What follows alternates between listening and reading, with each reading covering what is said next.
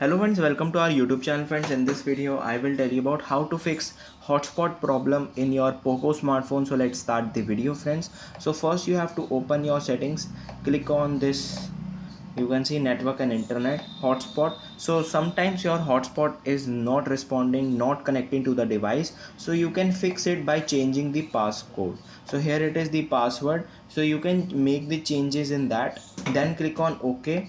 The hotspot password is changed. Now click on speed and compatibility.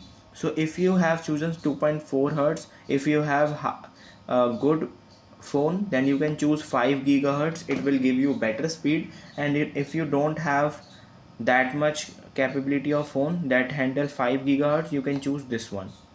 It will increase the speed of your hotspot, then it will be fine. Or restart your device, it will be fixed and your hotspot will be connectable. I hope you like this video. Thanks for watching.